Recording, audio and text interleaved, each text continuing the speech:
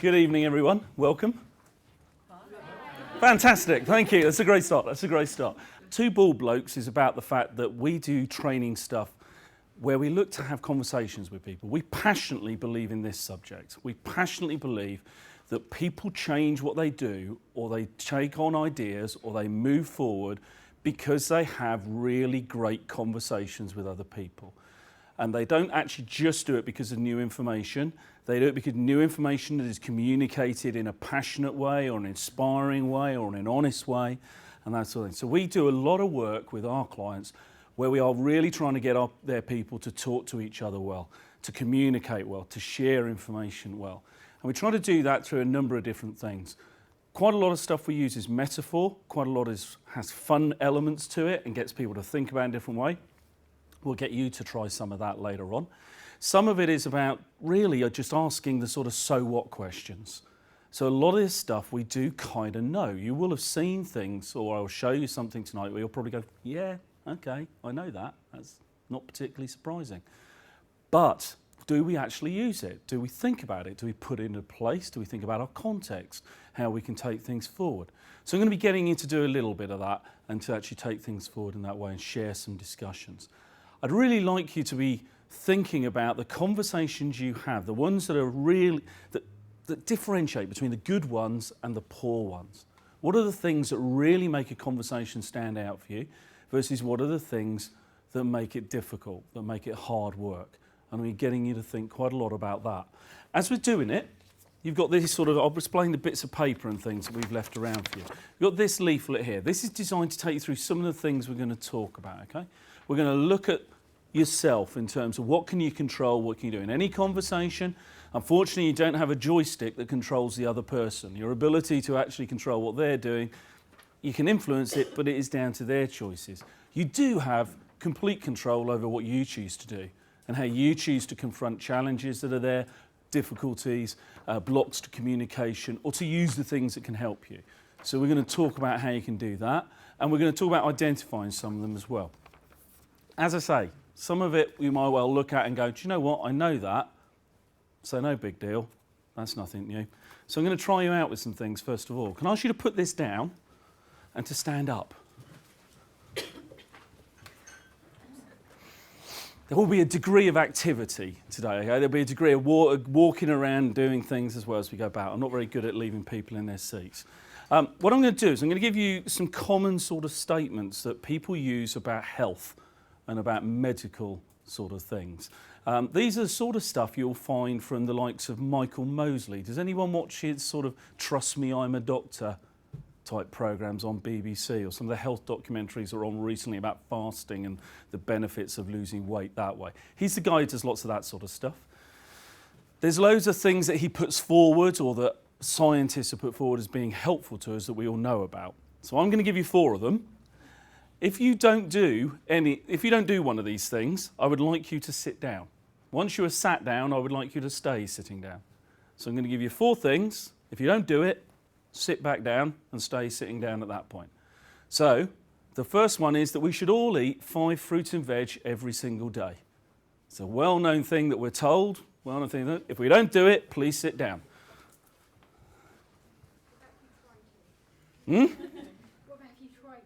No, sorry, you have to. If you do, either you do or you don't. Next one is we should be taking, believe this or not, 10,000 steps a day. That got an awful lot to sit down at that point, didn't it? Gianni's still fairly confident. Can I get him in? We should also drink. In summer, mate. In summer. Oh, there we go. The other 2 I normally have are, apparently we should drink 2 litres of hydrating fluids every day. Okay, now I choose that very carefully because when it's first put out, it was water, coffee, alcohol, all that sort of thing. It's supposed to be 2 litres of something that hydrates you in whatever format, whether it comes from food or drink or whatever. And the other one is that you should brush your teeth twice a day for 2 minutes at least. So what's the point of that? Point is there is lots of stuff we know. I mean, you could go into other areas like the highway code and driving and all that sort of stuff. There are loads of things where we know what we ought to do, where we're told stuff. But our choices don't mean that we always do them. And conversations is another area. We all know what we ought to be doing, or at least intellectually we know what we ought to be doing, but sometimes we don't. So I'm going to be challenging you a little bit tonight to think about actually where are the areas of this that despite the fact you actually know it, you don't yet do it. Or if you don't do it enough, that sort of thing. What I would like you to do is to turn to the person next to you, and I would like you to share a conversation you've had. I would like you to share with them whether it was a good one or whether it was a bad one. If it was good, what made it good, what made it important, what made it influential, what made it feel good to you. If it was a difficult one, why was it difficult, what got in the way, what made it hard, that sort of thing. Have a conversation with the person sat next to you, first of all, about a conversation.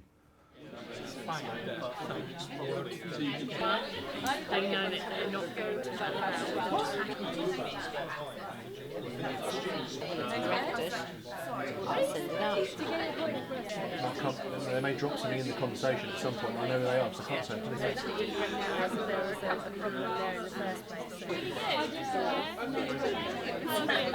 it. Okay, everyone, can I ask you to pause that for a second?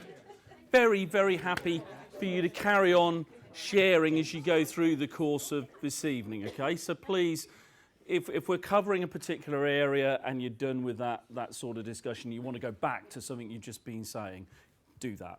You know, carry on back. This is about having conversations tonight as much as possible. Let me pick up on some of those things. So positively, who was talking about having a really great conversation? Fantastic. Can I ask for a couple of suggestions about things that made that a great conversation? So you have some sort of alignment, but it sounds like you also feel like you're in some sort of common ground there as well. You're feeling together on that sort of thing? Yeah? Good stuff. Thank you. Oh, that's great. So actually the conversation takes you from a place of confusion. It was such a good one that it takes out that confusion and puts it into clarity. Yeah. Lovely. And what did that? Can you highlight within that conversation what produced that clarity? So some structure in there, some signposting about it, and actually bit by bit rather than leaping ahead. Yeah. Great, lovely. What gets in the way? What's difficult? Single word answers. That sort of thing. So just give you very limited amounts of information to work with. In which case, it's actually quite hard then to get interested, isn't it? As we talk over there, that sort of thing. It's hard to find hooks to get in on for that. Because a question can be intimidating, you say, can't it? It can feel a bit accusatory or interrogation, but it could also feel that actually I'm really curious and interested in you. What's the difference between those? What sort of things cause that? The tone. So the tone we put it into. The voice. So there's lots of other things floated in. So we can't be as simple as to say just ask questions and it'd be great for a conversation, because actually how you package them and do them can have a real effect. It's just a speech. Have a listen to me. Have anybody had one of those before? Yeah? Have a just listen to me. Here comes a load of information, here comes stuff. And you think, just a little bit of space so I can tell you what's going on for me, or what that felt or looked like, that sort of stuff. In terms of this, as you go along, as I said, make some notes about things as you go along. What I would like you to think about here is in terms of that conversation you just talked about, in terms of yourself on the side there, what were you doing that made it good or helped to do it, versus what were you doing that possibly didn't get as much out of it that you could do? And in the middle here, we've got a load of stuff that's about bridges, helping, build bridges between people, versus walls, blocks, things that get in the way.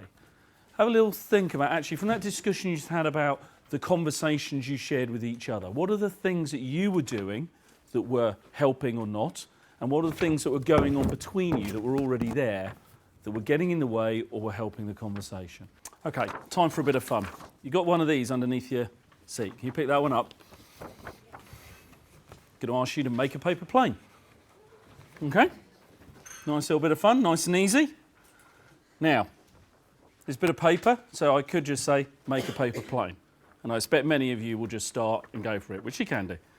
If you need a little bit of guidance and help, or a few ideas, okay, you'll find that at Two Bald Blokes, we've had a go at trying to put a little bit of a template together. So if you need a bit of a hand, A goes to B, and you fold it over. C goes to D. E goes to F, and so on, as you go through, okay? That's got some elements of drone, sort of satellite type designs about it there. Looks quite impressive. Okay, what I would now like you to do, there is a point to this. I promise at some point this will come back to conversations. What I would like you to do is I'd like you to pair up with someone in the room. I'd like you to go and find a bit of space in this room here or outside in the auditorium sort of area there. And I would like you to stand a few feet from each other and practice throwing your planes to each other and catching them.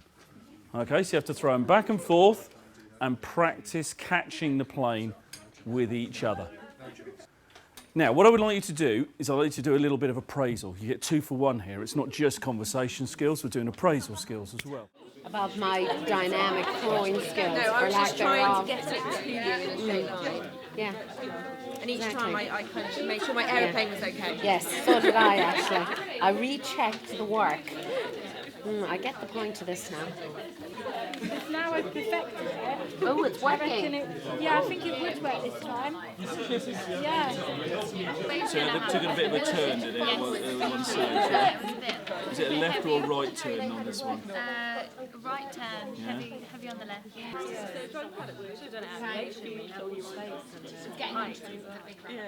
Okay then guys, let's get a few of those together then. Give me 2 or 3 suggestions about what helps you do that well. What helps you throw a paper plane such that your colleague catches it? What helps you do that? Talking to each other. Yeah, so I saw quite a few people having a bit of a chat, having a laugh as well, but also having a chat about, what they were doing or whether they could do it easier, better, whatever. So good point. The distance? The distance. We've been running this in Portsmouth, London, and then here, and then we're going up north. In Portsmouth, we had this wonderful one. And honestly, I wish I'd had a photo of it. There were these 2 guys who made these wonderful planes. They took no notice at the folds whatsoever. I mean, looked at it completely dismissively. And then they made their planes, and they walked outside to the auditorium. And one was here, and one was about where the camera is now.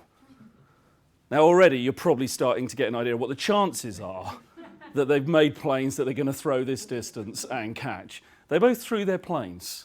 And they landed about 3 foot in front of each other. Just went dumph, like that, straight away. And I watched both guys walk up and go back to their place, even harder. Dump, straight in front of them. And they did that about 5 times. And at no point did they shorten the distance between them at all. They were just not prepared to accept, we can't throw it over that. So having some sort of realistic expectation of what you achieve, they were optimistic. I would say they're eternal optimists almost, John, to a point of recognising failure when you see it and actually adapting maybe.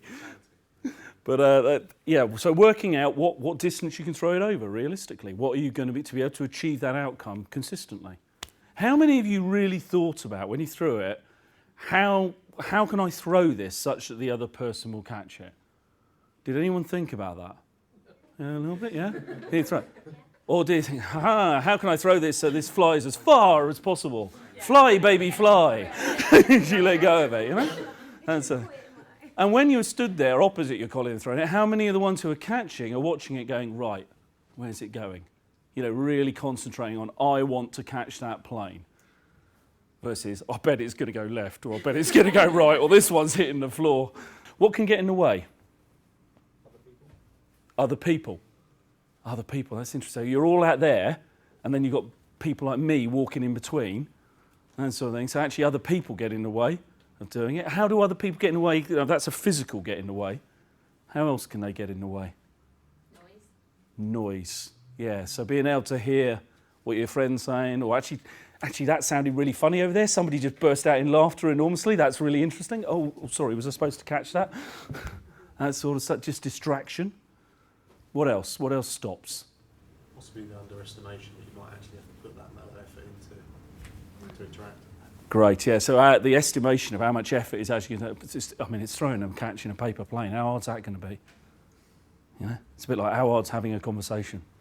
How many people here didn't follow the instructions on how to make the plane? Yeah?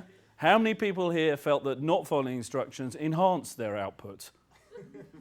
How many people felt that not following the instructions detracted from their output? Yeah.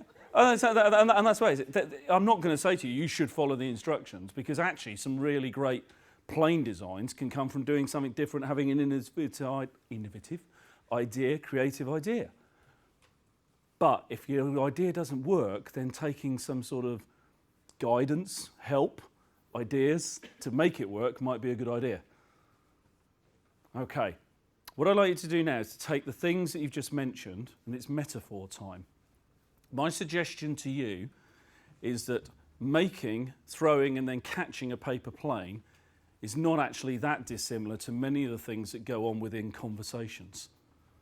So I'd like you to think about the things that you did well and how are they similar to the things that we can do well in a conversation.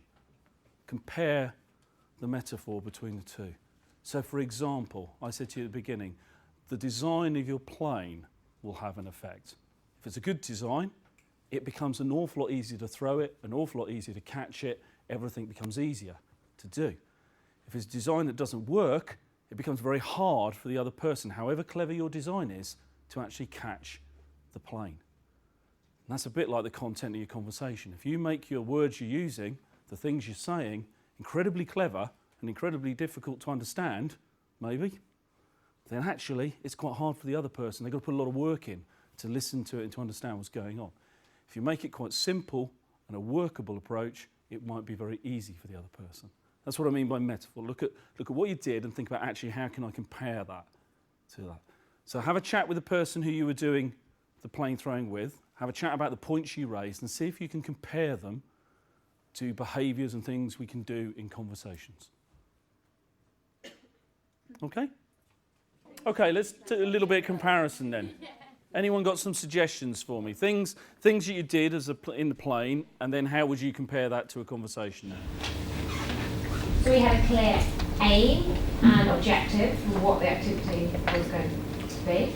And in regards to conversation, if you're having a business conversation, then there's often a kind of a reason for having that conversation.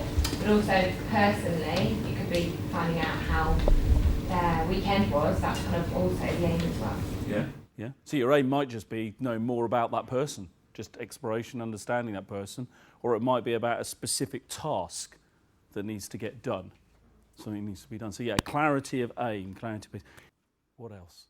You can stumble over your words and get a bit like that. No, I thought it was very concise. You can stumble over your words. You can basically not be prepared for the answer and not expecting the outcome. Yeah. It just really helps us to be a little bit more concise, a little bit more thought through, and be able also to react in the moment more if you've actually prepared some of the ground of what's going on. You have a sense of the context, the direction, what might come up, what challenges you might have. Other things about the plane that we did that relate to conversations. Brilliant. Yeah, absolutely. Take a plane apart, refold it maybe. Like what you did there, like what you did.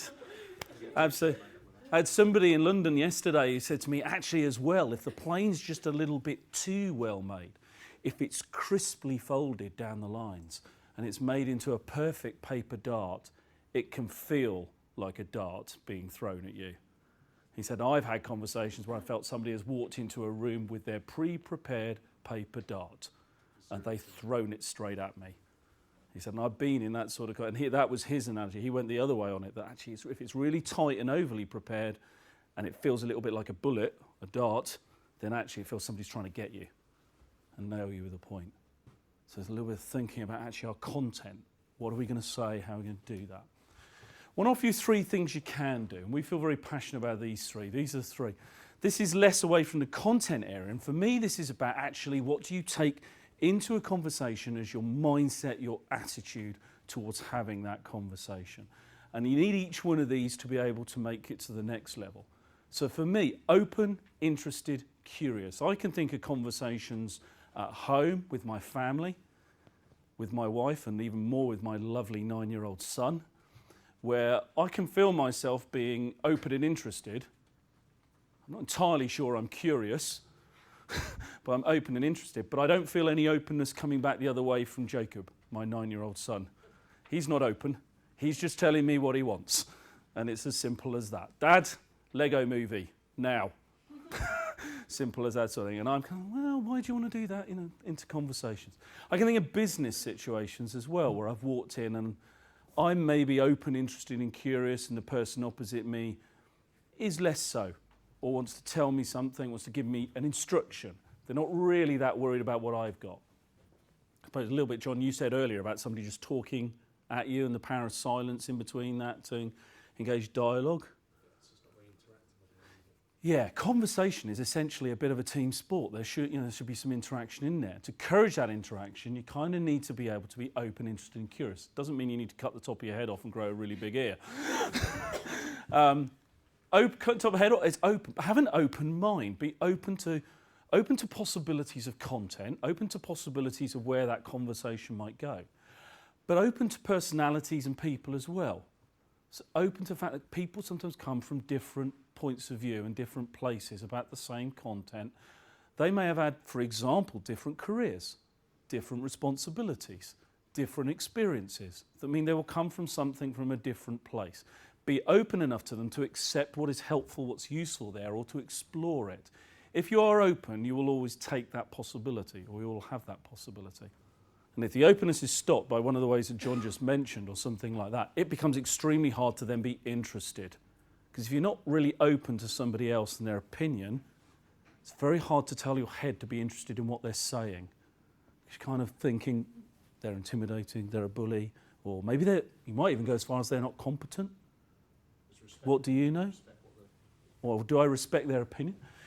Interest, do you show interest to someone when you're having that conversation? So, in terms of socially, maybe at home with friends or anybody like that, can you think of a conversation recently that was going on where at some point during it you realised you weren't actually listening? Yeah? You'll have one of those tonight when I'm talking. Guarantee you. I'm not saying, there will be a point at some point in time where you're thinking, what am I going to have for dinner? Is he going to stop in a minute so I can go and get my food? Or that sort of thing. And there are things where we'll lose the thread of it. Now, it doesn't mean you're not open, but the interest level falls. And it's really hard to maintain it. Joseph, you mentioned about being interested in the person who was in Keep It in the Family. Yeah, that sort of stuff. You have to remain really engaged to do that. Asking questions, showing them you're interested, and then this last one, being curious. Now, to be curious, you need to do what? To move between there and there, what do you need to be doing really well? Asking questions, yeah? Yeah, and listening. Because you can kind of ask some questions here, and you definitely need to ask them there. So from that one to that one, you have to listen to what the person said, because to demonstrate curiosity, you ask another question specifically about that. So you move down to another layer of questioning, and show some curiosity in actually doing that, and you drive the questioning a bit further down. But one of the things he says that's really interesting here is he talks about listening to understand versus listening to reply. People who aren't curious can be interested because they are interested in what you're saying so that they can tell you what they want to say. And they are framing what they're going to say as you are saying something. That's listening to reply.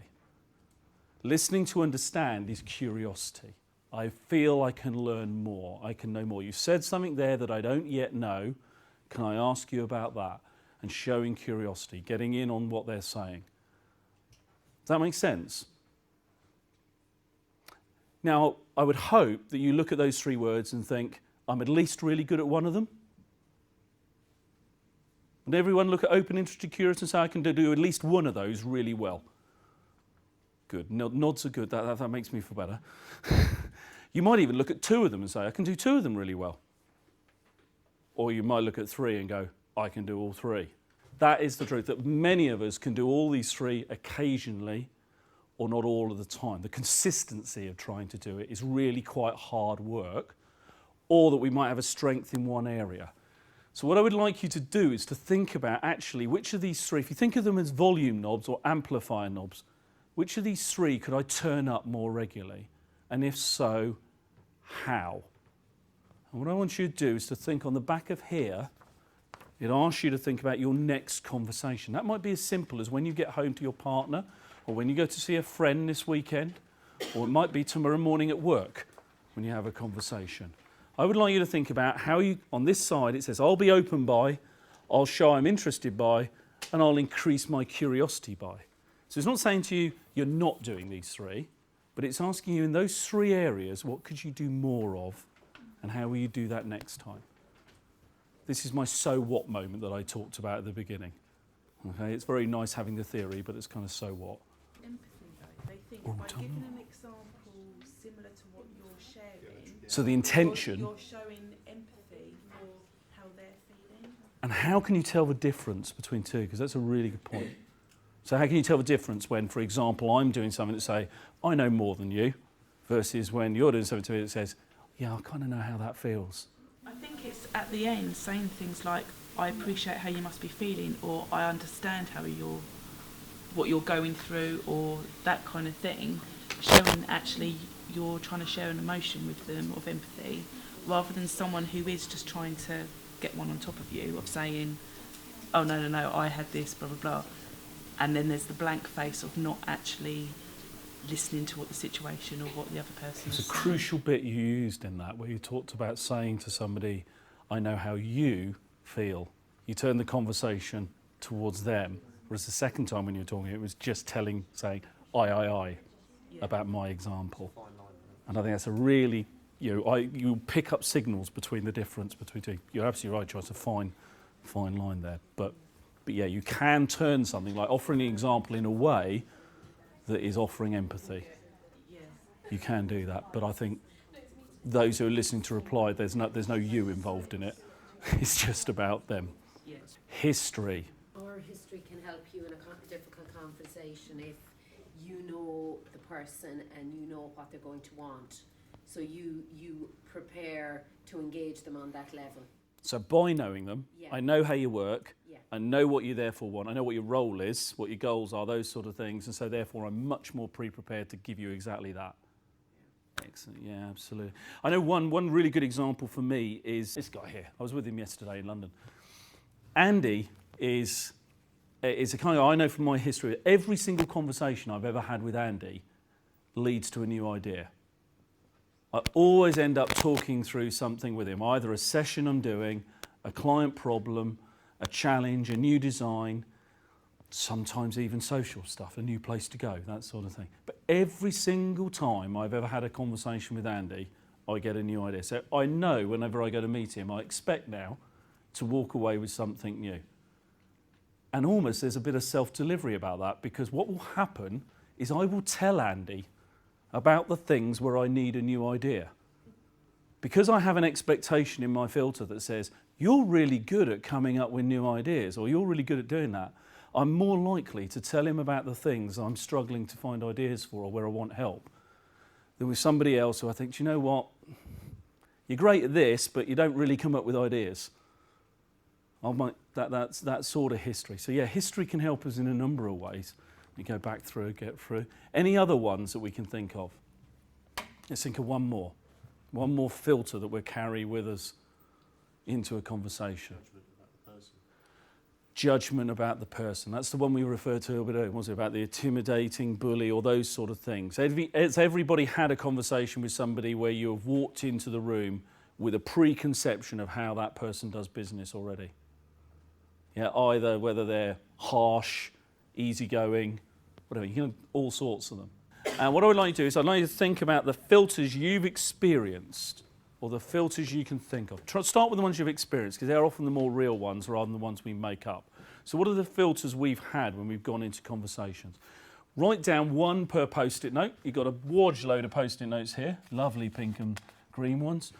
One per post-it note, stick it on the flip chart. The only thing that you must do is if you come up with an idea, I want you to be able to explain to your colleagues what the impact of that filter is. Put it in some context, so it's not just a word. Give some context about what the impact of that filter is.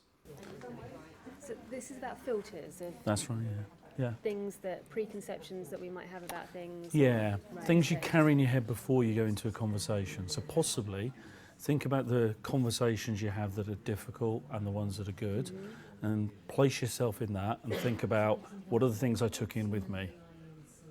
So, for example, you've got language is a good one, because you might know whether or not language is something you're going to feel comfortable with or uncomfortable with the colleague. I have a friend who's a Geordie, and I have a filter that says to me in my head before I go into conversation, you're going to have to listen really hard. And that's not because he doesn't know what he's saying, it's because I'm not very good at listening to his accent, but that filter's there and I have to work with that. And I can make it a positive one by doing that, or I can make it a barrier to our conversation by saying that's a problem and it's your fault because you're a Geordie. Yeah. So that's the sort of thing I'm thinking of, Laura. Does that make more sense? It does, yes. Thank you. So team here, can I ask you which one would you like to know more about? Oh, redline issues. We don't know what they are. Redline issues. Okay, that team want redline issues as well. So we've got two teams. Want to know what about redline issues is in terms of filters. That's one of mine. Go. Okay, what it's about is, well, if you imagine David Cameron going into a meeting with Angela Merkel, and he'll say, immigration is my red line issue, and then a few minutes later he'll cave completely, not do anything about it. So everybody's got red line issues, and they're not prepared to compromise those. And before we go in, we tend to really ingrain those in our heads, don't we? If we're going into something I want, I must have, it must be this, the red line issue. Prompt and help out, ladies. What were you thinking about when you put prompt and help out? Okay, so using prompts to help them out if you have a preconception. So our assumptions and our preconceptions might lead to choices of behaviour, and the danger is that if those preconceptions and assumptions are wrong, actually the behaviour has a completely different impact on the other person. What about the back here? We had a big load on the back here. Has anyone got any questions on this one? We had a question around honesty on that one. I'd just like to hear a bit more about honesty. Right, honesty then. Steve, tell us about honesty as a filter. I think it's more to do with the fact that it's back to sort of respecting somebody coming into the conversation. You think, well, you're doubting their sincerity. Yeah. And again, that's more of a natural sort of filter to switch on. So if you have a filter that is an assumption or a conclusion about somebody's level of honesty, or honesty they give you? The flip side to that is also the positive on it, because if you trust the person, you know that they're going to talk it straight, then it's a bonus because you know what environment you walk into. So a lot of those filters, what I was quite surprised with, actually look at it, they both work both ways. Both positive and negative. You can use them, you can choose them and use them. If you recognise them, you can choose to either use them and stretch them in a positive way, or you can find them to be blockers if you just leave them alone. And that's something. We had a really interesting discussion on a previous one where we talked about actually is honesty a thing you want in every conversation? Do you always want to be honest? No. That's really interesting because when we put forward honest conversation, somebody said, surely we want to be honest in all conversations. And we did the 5 fruit and veg thing. We got everyone to stand up and we said, so anybody sit down who hasn't been completely honest in a conversation today? And everybody sat down.